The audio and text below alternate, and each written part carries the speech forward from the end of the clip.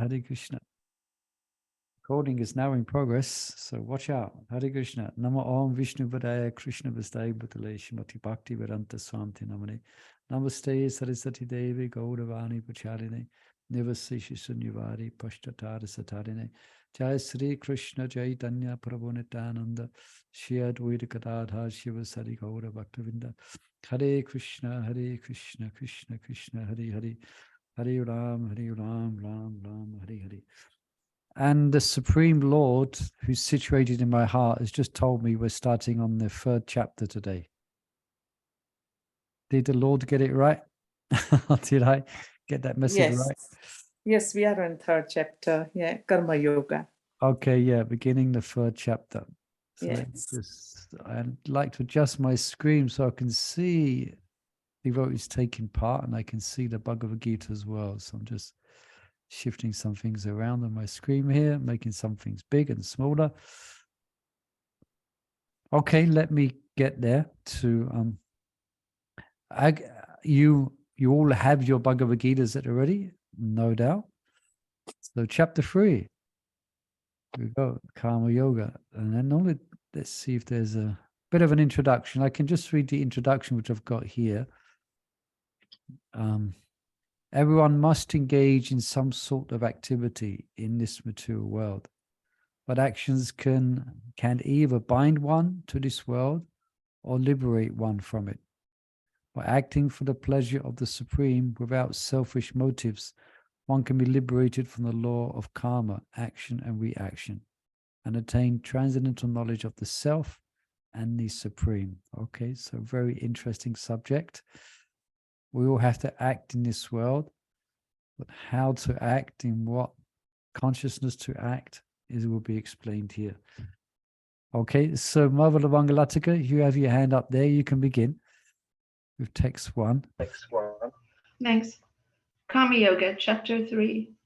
Arjuna Uvacha Jayasi Chit Kamanaste Matabudir Janardana Tat Kim Kamani Gore Mam Neo Jayasi Keshava.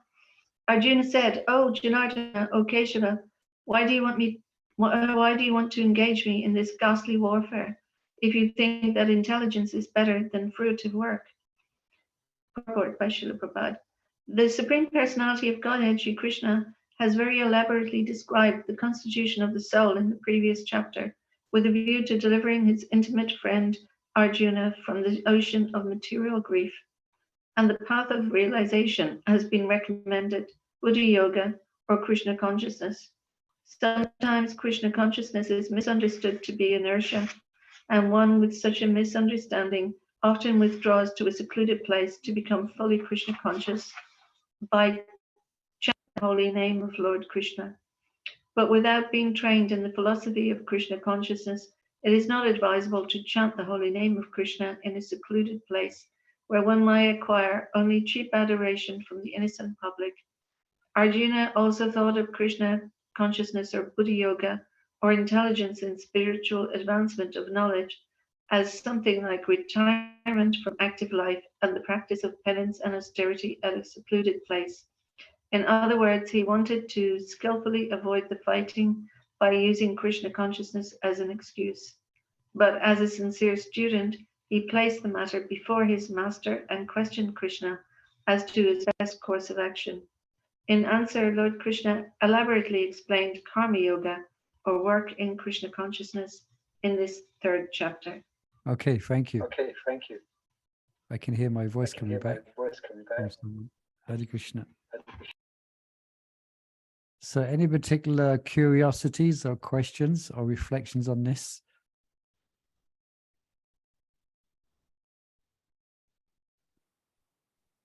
This is one of Arjuna's doubts, which is more or less the same, but he presents it in different ways. He's misunderstanding. As Prabhupada explains in the purport, although he explains it in such a way that it seems like Arjuna does understand, but he's trying to use what Krishna says in order to avoid the fighting. But in another vein, Arjuna is confused. He thinks that Buddhi Yoga or Krishna consciousness means, as Prabhupada explains in the purple, non-activity. But and Krishna this question will come up with Arjuna later on as well.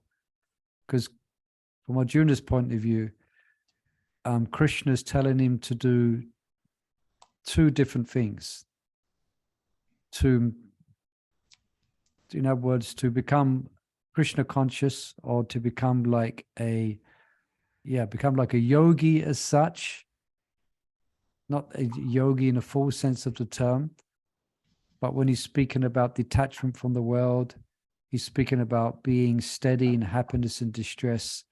That's a type of mindset of someone who goes to the Himalayas, But there again, Krishna seems to be asking Arjuna also to engage in warfare. So there's a question that Arjuna asks, what are you telling me to do, Krishna? One or the other. And then Krishna starts to explain how actually he's telling him to do both. To be detached, to not be attached to the fruits of his activity, and at the same time fight. So this is what will come up here. Yeah, okay, Shiva, why do you want to engage him in this ghastly warfare if you think that Buddhi Yoga, that intelligence is better than fruitive work? Yeah. Anyway, any questions here? Also, Prabhupada brings up in the purple that we cannot retire, No, we can retire, but not that Krishna consciousness is inactivity. No. Arjuna will be fully engaged after Krishna's finished speaking Bhagavad Gita. Yeah, but he'll be doing it in the principle of, he'll be linking that as karma yoga, doing it for Krishna. Let me just have a look at the commentary here, see if there's anything. He just quotes Prabhupada's purple here. Burijan just quotes the purple, part of the purple. All right, if there's no questions or comments, we can read text 2. Someone like to read that one?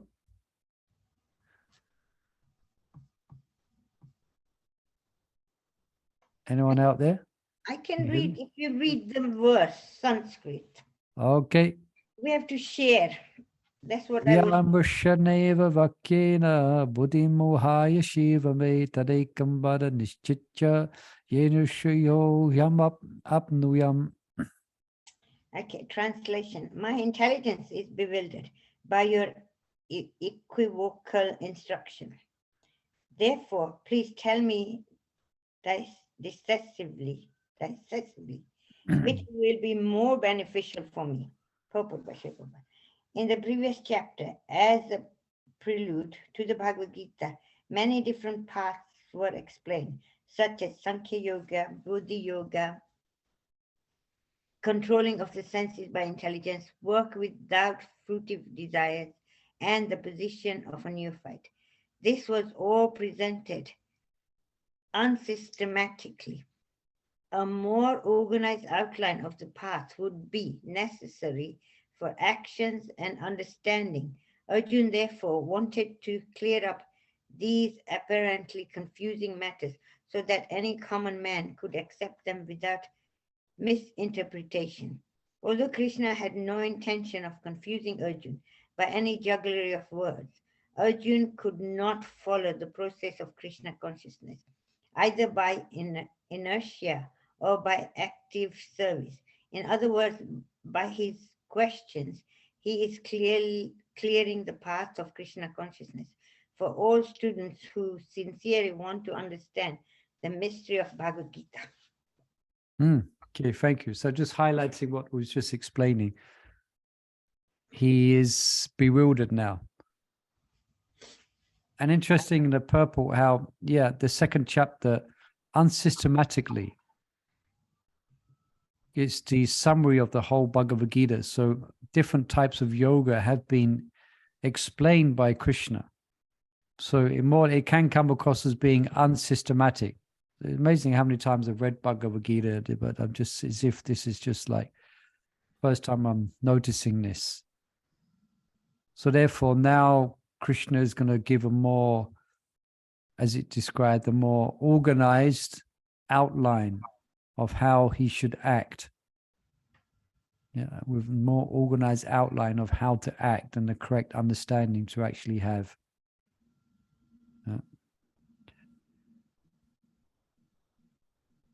Just read here. Arjuna misunderstanding that karma, work, and jnana, knowing that one is not the body, aren't compatible requests. Tat ekam vada. Please tell me only one thing. So equivocal. So the word equivocal. Anyone else? Just look at equivocal.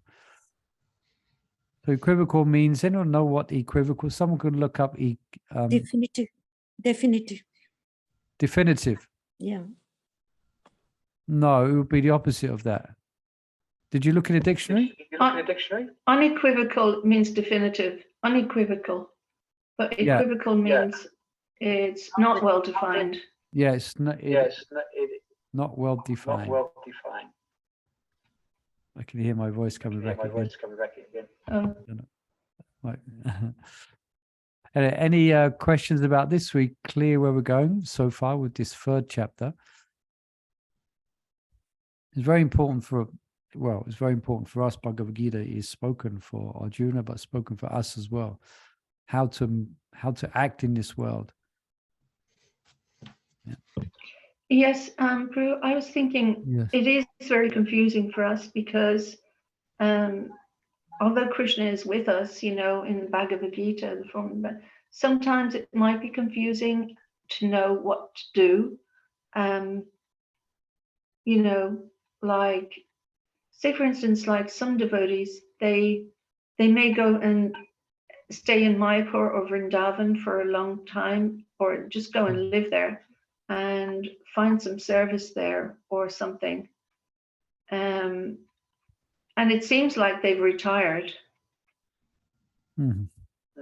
But is that like, is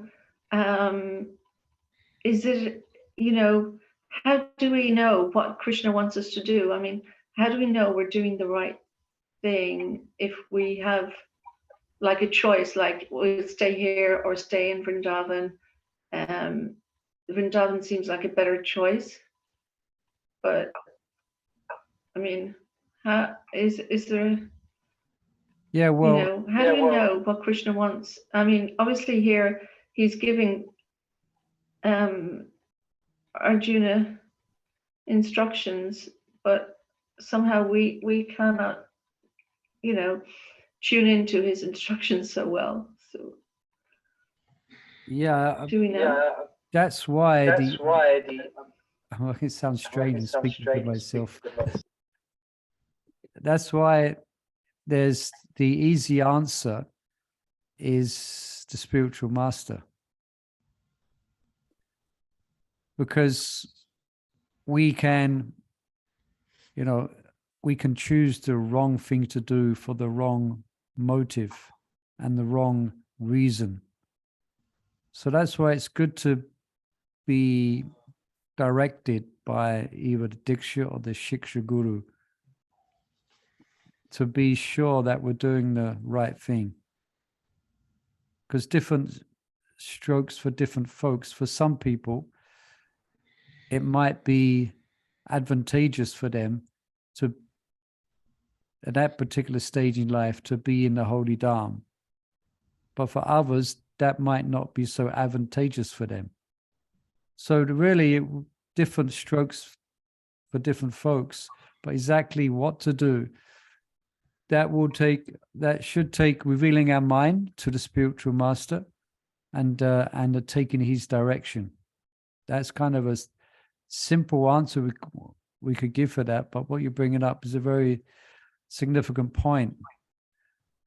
Because, for instance, there's more devotees, we could say, who are living within the house of ISKCON, of the Sankirtan movement, and there's more living within it than there are devotees who are preaching. You know what I mean? As devotees who are, actively preaching to spread the movement. And sometimes we see some devotees, I know there's many temples in the world that need to be manned, need to be maintained. For example, like I'm here in Scotland, and it's quite a big project, but they have not so many devotees. So there's many devotees who are kind of on a type of Hare Krishna constant festival, which is great in one sense for them. They're going from here, going from there, going from here, going from there. But how many devotees are actually taking up some responsibility and actually helping out? Well, it's practical, goes going to festivals, and that's needed. You understand what I'm trying to explain? So for some devotees, that might be good. Especially, I know there's one, I forget her name, but she's been coming to our temple for quite some years. And her daughter's been coming, she's always been asking us to pray for her daughter to become a devotee. Yeah, Jana. Yeah. Yeah, and now her daughter's on fire in Krishna consciousness. Yeah. She's touring here. with Indradurna Swami. Indradurna Swami, she's in Mayapur, Parakram, she's in Vrindavan. So that's good for her, I would say. That's good for her. But at some point, hopefully she might land and spend some time within a temple. I don't know if I'm answering your question exactly, but I'm just agreeing Yes, with you. thank you. It's not easy to understand. So like if you, for instance, for example, if you was thinking of going to Vrindavan or Mayapur, then you would want to ask Bhakti Vikash Maharaj. Yes, that was the answer that I thought was great, because yes, the spiritual master will give us some instructions. Yeah. And if he hasn't, or if you haven't had much association with him, or he doesn't know your circumstance, then it's good to try and get some to explain where you are, what you're doing, what your inclinations are, how you feel. And then he can give, then based on that, he can give you directions. Of course, unless he can be very, very empowered and just give you direction without, any discussion. That's also possible. Then you might follow. Then you would follow that. But anyone else on this point? Hare Krishna Prabhu, I felt Hare you Krishna. answered me. I had this question. I felt you answered me, but What question? Oh, the same question. yeah, actually, yeah, it was all the time there. So I felt you answered me. Okay. Yeah. Thank Sometimes, you. yeah. Sometimes it might be that we have to make a wrong decision to realize that it was the wrong decision.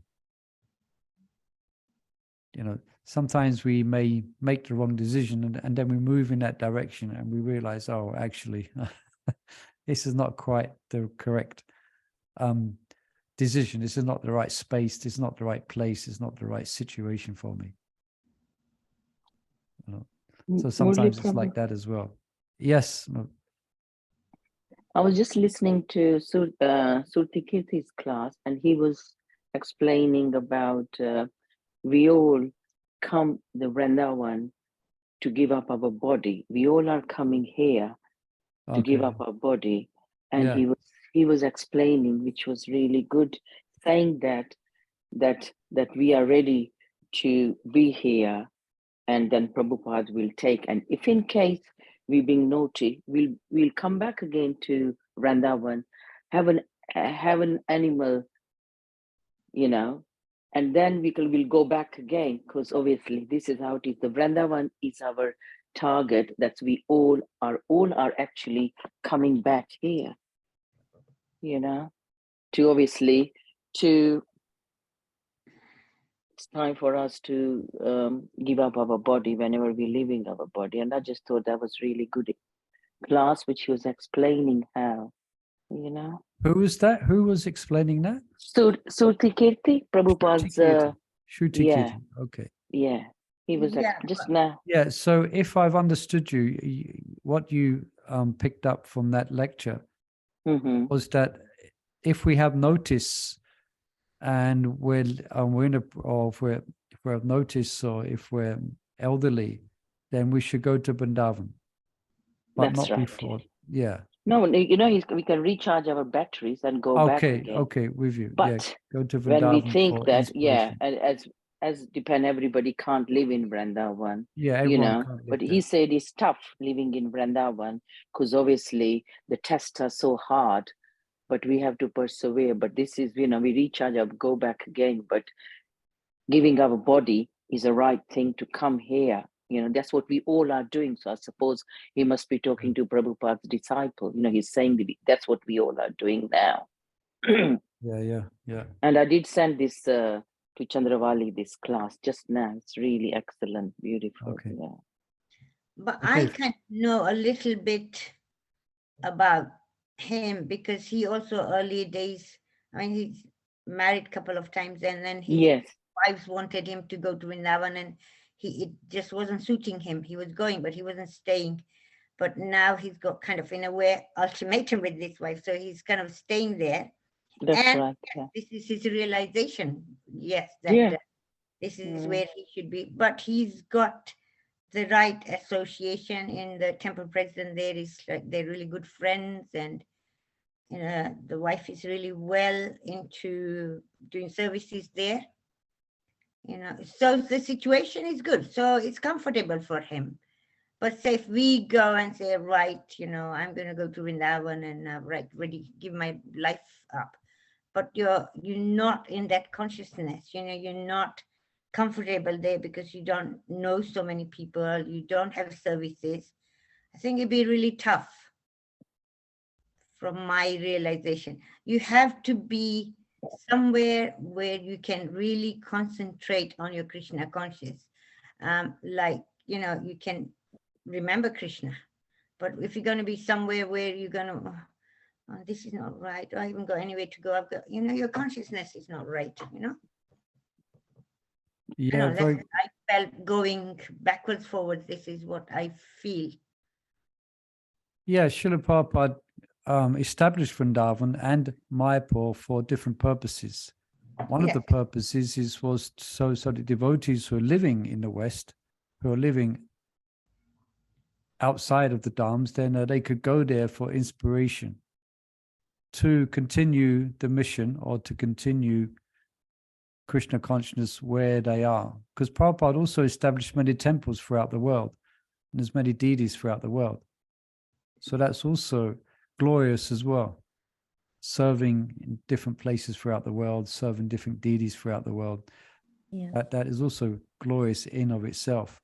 But Yeah. again, it's very subjective. It should be like Shruti Kirti, here's an example. It sounds like from what you're saying, he's more or less retired to Yes. Vrindavan. So he's probably in his 70s now. You know? Yeah. Can I say something too, Yeah. Hare Krishna? I think when we are here in West, Krishna came to us, let's say from Vrindavan. So I think we should go to Vrindavan, but in the same time, so the moment we try to escape from here, I think we need more to work here and to spread Krishna consciousness more here in the West. And when we are tired, then we are feeling not, I don't know how to say, the batteries are not charged. We should go to visit Vrindavan and try to, how you say, Murli Prabhu, to inspire our consciousness and fill up our consciousness with Krishna consciousness, and then come back. Yeah, that's the so that might be for that's the general understanding of the Holy Dhams, and that's what they're there for. But also now we're coming to a time when Prabhupada disciples are reaching their 70s now, so we're going to see this more often. we're going to see this more, that they're actually retiring, Yeah, preparing to leave the definitely. world there. But that might not be our path yet. Mhm. We might still have a few more years left. It might be our path at one point, or it might not be as well. I know there are some devotees who have senior Prabhupada disciples who have left, not in Vrindavan. One of them was Bhakti Tirtha Maharaj. Yeah. Yeah, That's he one, was for in example. States, wasn't he? Yeah. So that's also there as well, especially, well, it's the whole subject, it's the healthcare and things like that. But also Rameshwara as well. It seems like he's retired to Mayapur. Rameshwara used to be a sannyasi. He's quite well known in ISKCON. And he's settled there, and I've seen it. So we're going to be seeing that more. Now Prabhupada disciples in their 70s and coming up into 80s. So anyway, you've started a whole interesting conversation, Mother Bhagavad, what to do. I just wanted to ask you. Now, sometimes devotees, young devotees, they go. That's because they wanted to bring their children in Gurukul. They go to Dham and they live a normal life like how here devotees live.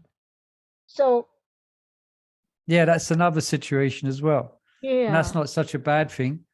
And my spiritual master, he's what he tells disciples, he tells them, unless you're making lots of money and giving it to the Krsna Conscious movement, then live in the Holy Dham, live in New Dham, or settle in Mayapur or somewhere like that. Unless that's his, Now some devotees are ready for that and some devotees are not.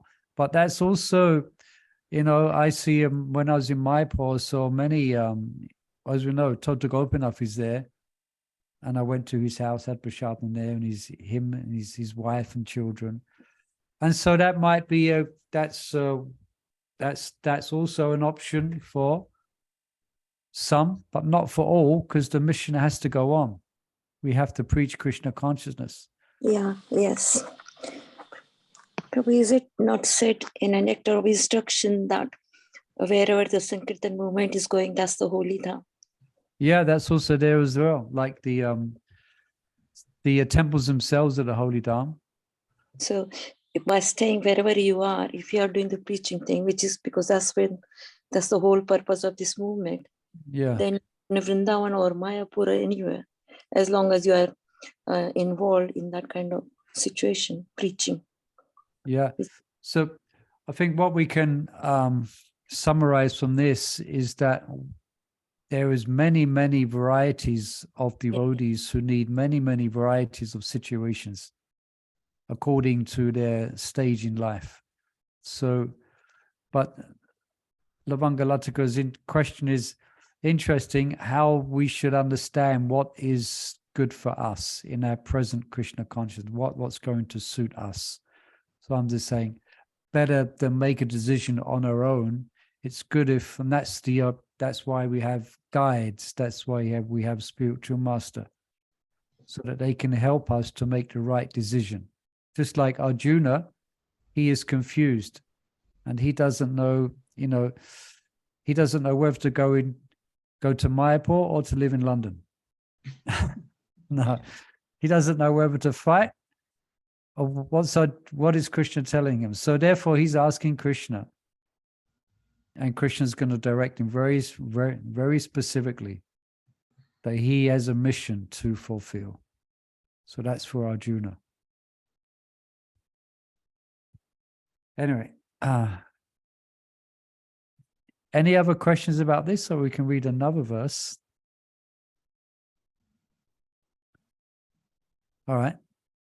Text 3. Madhu Mangalpur, you could read text 3. Let's see what comes up with this verse. Quite a lengthy purple. Shri Bhagavan Uvacha Lokesmin Vidha Nishta Pura Pokta Mayanakha Jnana Yojena Sankhyanam Karma Yogena Yoginam. The Supreme Personality of Godhead say, O sinless Arjuna, I have already explained that there are two classes of men, who try to realize the self. Some are inclined to understand it by empirical philosophical speculation, and other by devotional service. The second chapter, verse 39, the Lord explained two kinds of procedures, namely Sankhya Yoga and Karma Yoga, or Buddhi Yoga. In this verse, the Lord explained the same more clearly. Sankhya Yoga, or the analytical study of the nature of spirit and matter, it is subject matter for persons who are inclined to speculate and understand things by experimental knowledge and philosophy. The other class of men work in Krishna consciousness, as it is explained in the 61st verse of the second chapter. The Lord has explained. It is also in the 39th verse. That's by working by the principles of Buddhi Yoga or Krishna consciousness, one can be relieved from the bonds of action. And furthermore, there is no flow in the process. The same principle is more clearly explained in the 61st verse, that the Buddhi Yoga is to depend entirely on the Supreme, or more specially on Krishna. And in this way, all the sense can be brought under control very easily. Therefore, both the yogas are interdependent as religion and philosophy. Religion without philosophy is sentiment, or sentiment fanaticism, while philosophy without religion is mental speculation. The ultimate goal is Krishna, because the philosophy who are also sincerely searching after truth.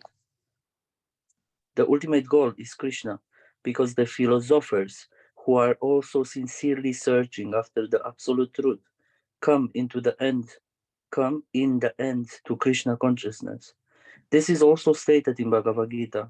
The whole process is to understand the real position of the self in relation to the super self. The indirect process is philosophical speculation, by which gradually one may come to the point of Krishna consciousness. And the other process is directly connecting with everything in Krishna consciousness. Of those two, the path of Krishna consciousness is better because it does not depend on purifying the sense by the philosophical process.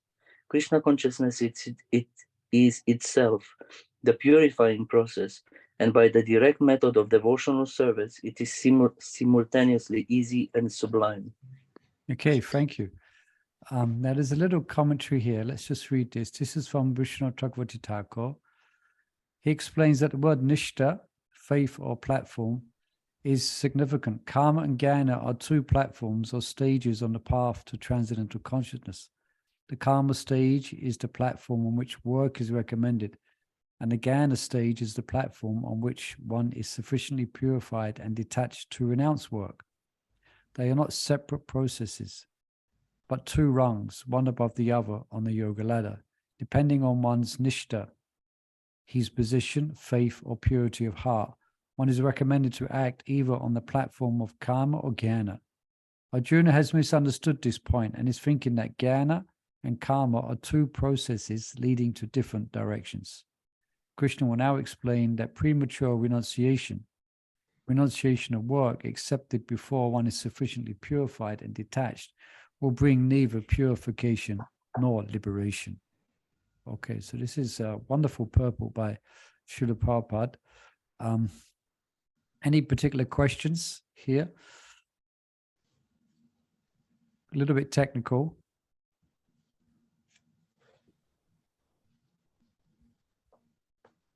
Sankhya or Karma Yoga. Here, the Sankhya means the analytical study, and Karma Yoga or Buddhi Yoga. They should bring us to the same point. This is what is being explained here. Yeah. If we understand the principles of the material world, we will come to understand that Krishna is the source of everything. And then from that, we will engage in his devotional service. So one is the indirect path, where one gradually comes to that understanding.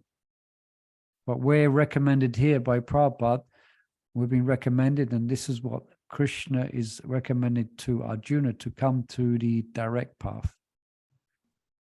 Yeah. There's no need to go to the indirect path.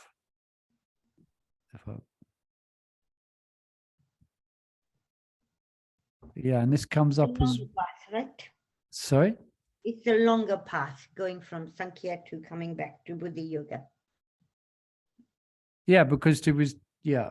Yeah, like you trying to analyze things and then, okay, yes, this is not right, that's not right, and yeah, it should be like this.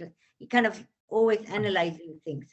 Yeah, as it says, somewhere yes. Yeah, some are inclined that way. They're Yes, inclined to inclined that way, empirical, philosophical speculation. But if you follow the instruction and get on with performing devotional service, chanting, hearing, preaching, all sorts of things, you will come quicker to that platform. Yes. Now there's a bit, I just want to go back to this comment here.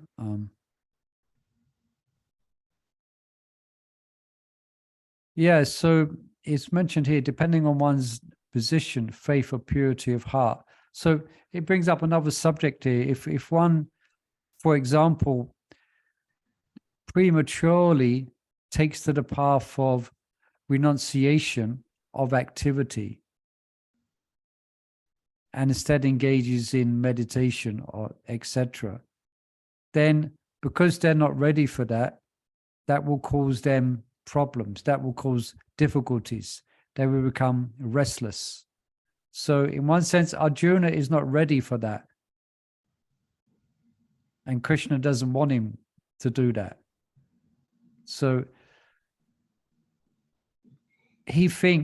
Arjuna thinks that Krishna is directing him to that. He's directing him to do that. He's offering him that Buddhi yoga. But Krishna is highlighting another point here.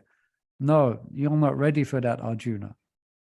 You have to engage your conditioning in under my direction, and then you will become purified.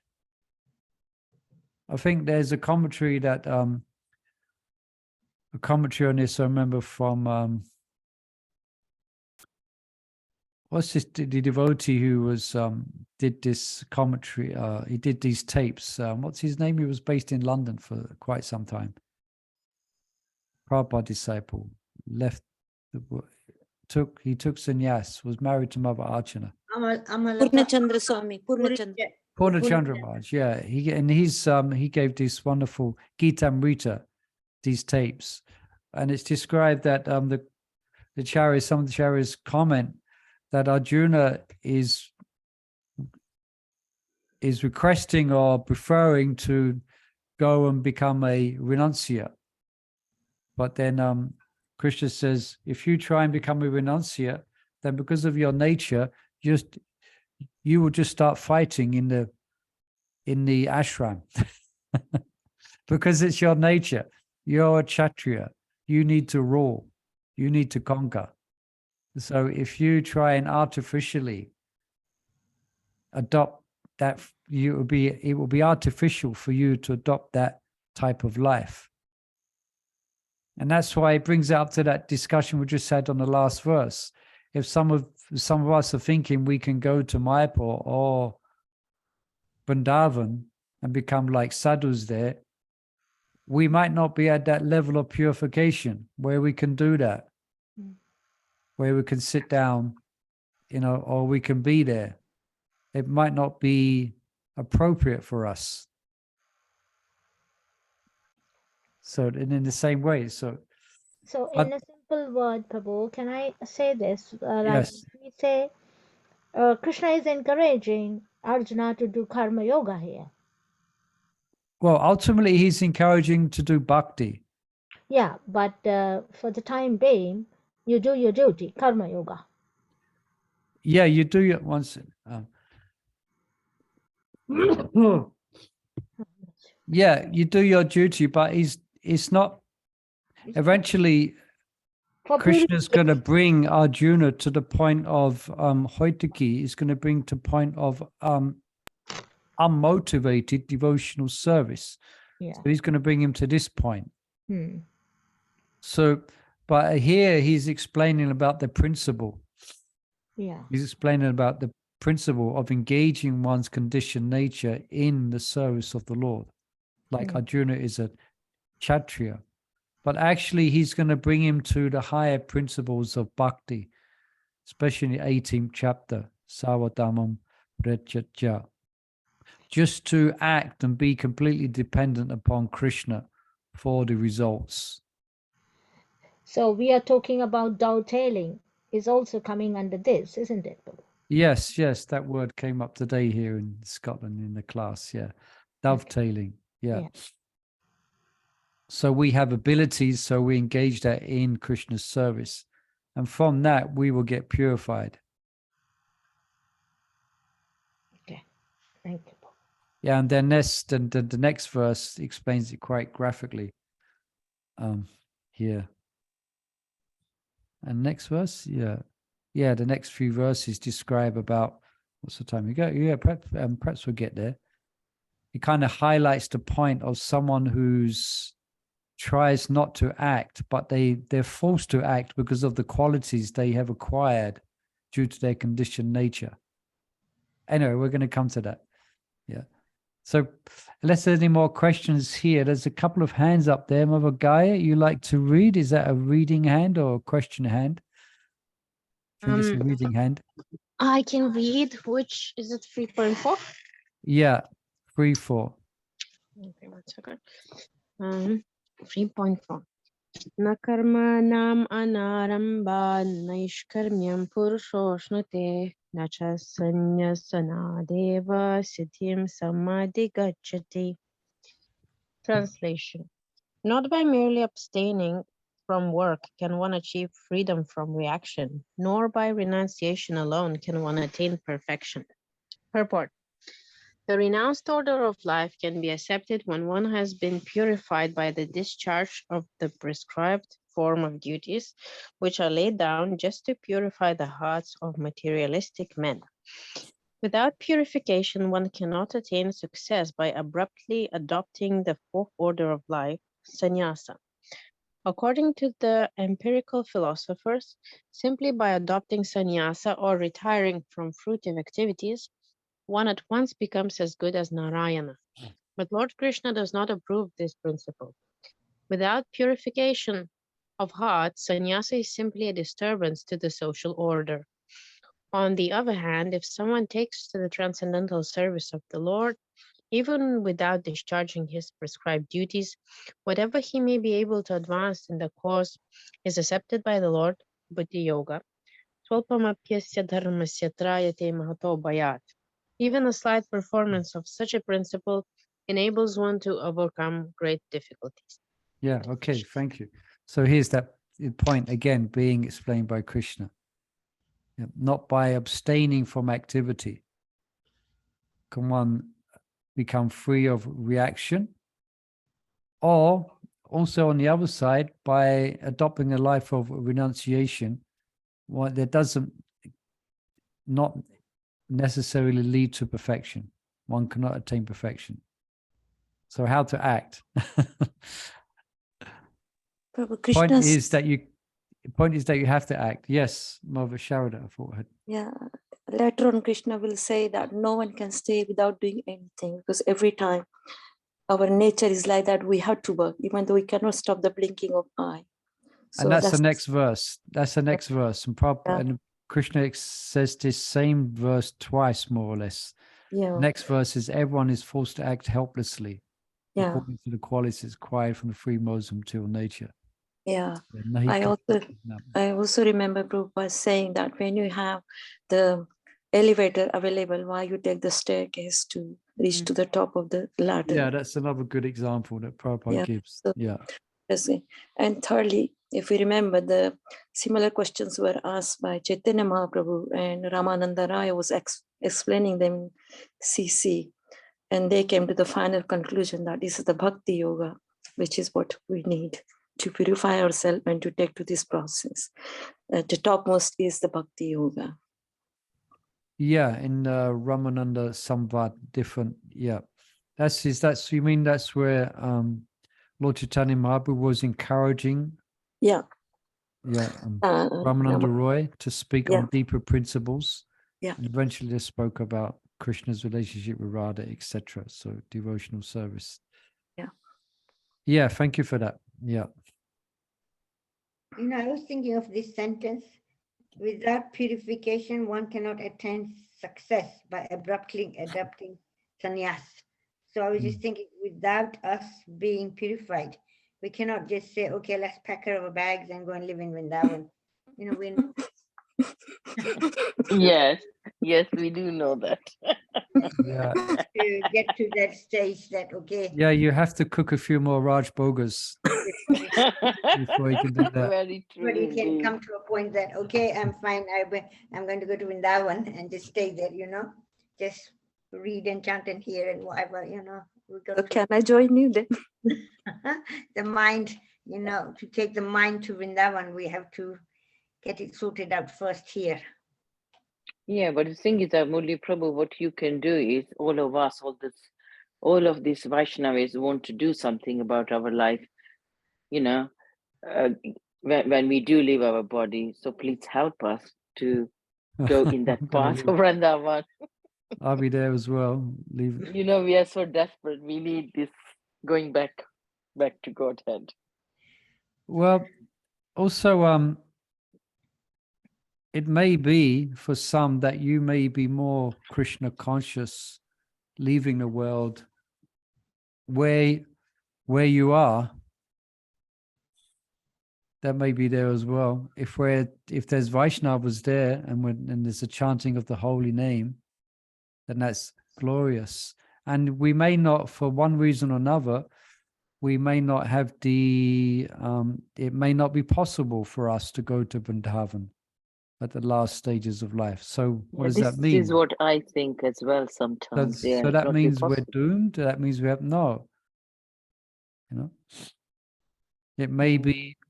Yeah, I'm going to Vrindavan. For instance, yeah, before we get into the, you know, Vrindavan's completely spiritual, but also, you know, there's lots of details to arrange.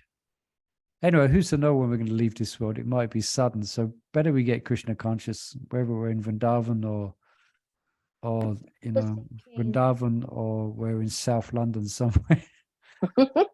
Let's just try and be And if Krishna not, conscious. And if not, we can worship Shaligram Shilas, and then we can go directly home. Yeah, Mother Mongol worships hundreds of Shalagam Shilas. That's very Wow. sad.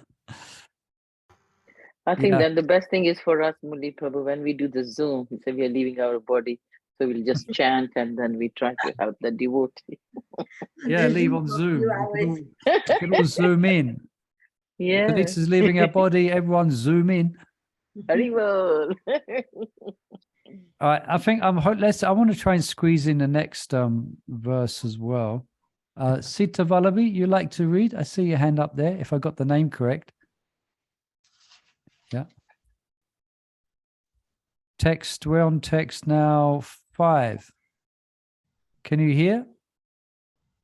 If you're speaking, you might be muted. No. Okay, I'm going to jump in and read. Nahi kashkit kishanamapi chato tishtat ki kama krit kayate yavasa kama sava prakriti jai gunai. Everyone is forced to act helplessly according to the qualities he has acquired from the modes of material nature. Therefore, no one can refrain from doing something, not even for a moment. Purple. It is not a question of embodied life, but it is the nature of the soul to be always active. Without the presence of the spirit soul, the material body cannot move. The body is only a dead vehicle to be worked by the spirit soul, which is always active and cannot stop for a moment. As such, the spirit soul has to be engaged in the good work of Krishna consciousness. Otherwise, it will be engaged in occupations dictated by illusory energy. In contact with material energy, the spirit soul acquires material modes, and to purify the soul from such affinities, it is necessary to engage in the prescribed duties enjoined in the Shastras. But if the soul is engaged in his natural function of Krishna consciousness, whatever he is able to do is good for him. The Srimad Bhagavatam affirms this. Trakvasha dhamam charanam bujam hare pajanna bhagavo tat patet tato yadi yatra kvava bhatram abutta mushrikim kavad apto bhajatam sudamata. If someone takes to Krishna consciousness, even though he may not follow the prescribed duties in the Shastras or execute the devotional service properly, and even though he may fall down from the standard, there is no loss or evil for him.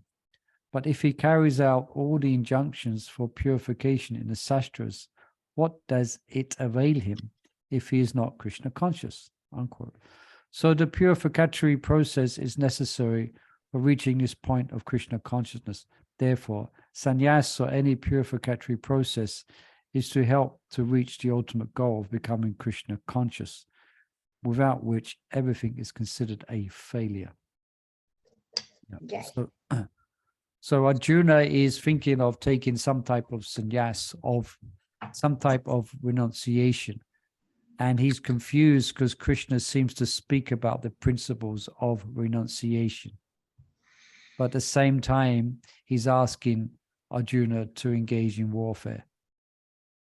So this is the whole conversation of Bhagavad Gita, where Krishna clarifies to Arjuna what he actually means. Yeah. But nahi Krishna mapi, everyone is forced to act helplessly. Yes. Any questions of this or comments here? So can I add something? So actually, Please, the whole yeah. point is that we need to be detached, but in the same time, do our, how you call it, our duty. Yeah, well, we have to be engaged because that's the nature of the soul, is to be active. So, but the nature, see, the actual activities that we may be doing may not change, like for Arjuna. It's the consciousness with which he's doing the activities will change. So the consciousness by which we're going to work, raising a family or whatever situation we are in, the actual reasons for doing it should change. But we shouldn't artificially stop doing it. That may be for some, but we shouldn't artificially take up that process. But just the reason we're doing it, yeah, we're going to dovetail our activities towards Krishna. Yeah, and the family become devotees of Krishna.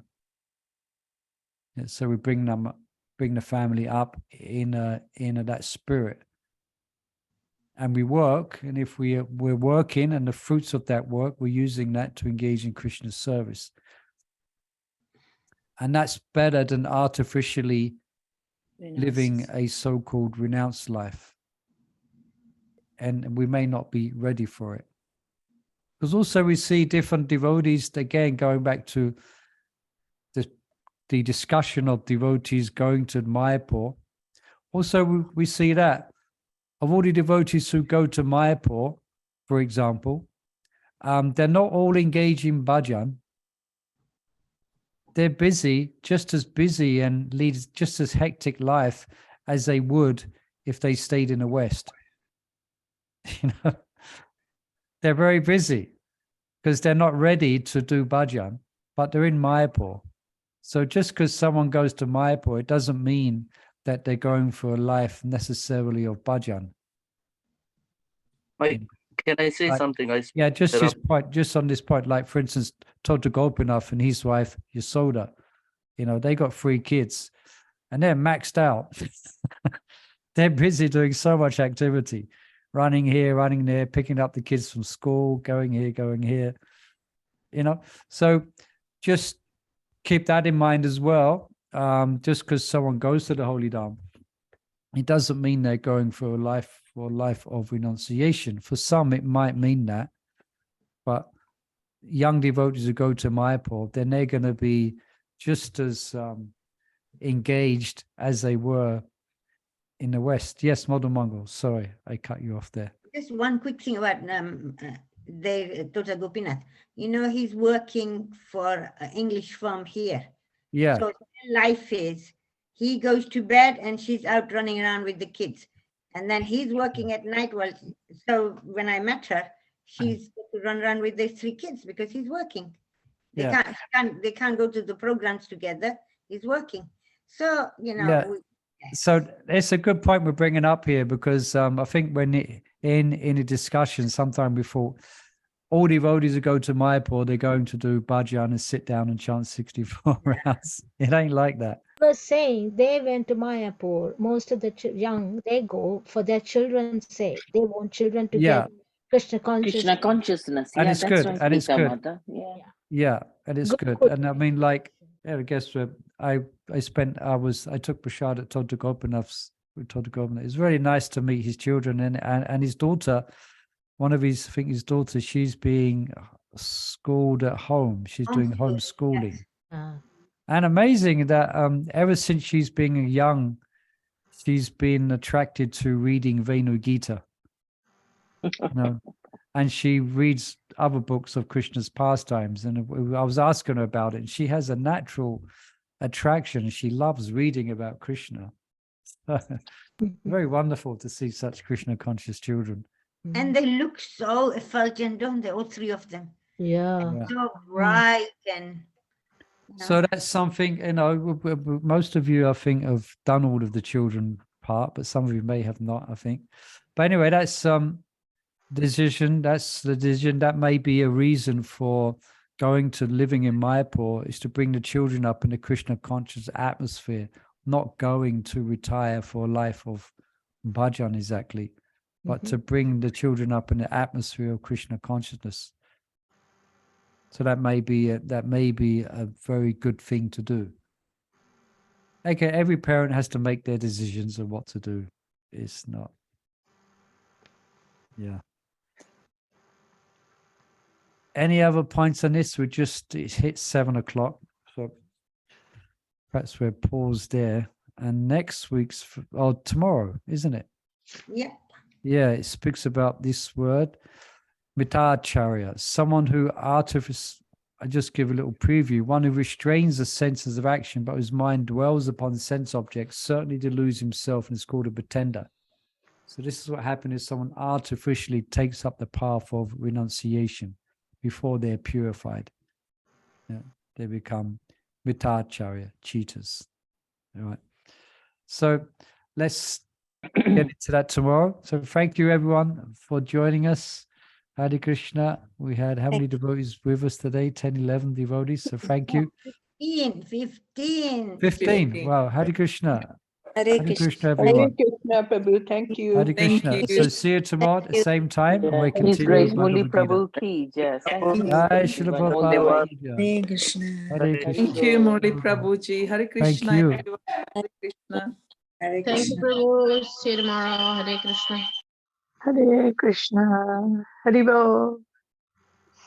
I'm trying to find how to, I'm stuck in the, anyway, if you can finish the Zoom, who's got this, who's in charge of it? Let's never leave.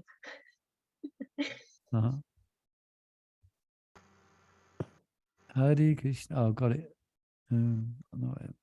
Hari Bol. Hari Bol. I was just saying, Mayapur Shashi, Nitai, call the Nitai Mayapur Shashi, please give my obeisances. Yes, Hare Krishna, Hari Bol.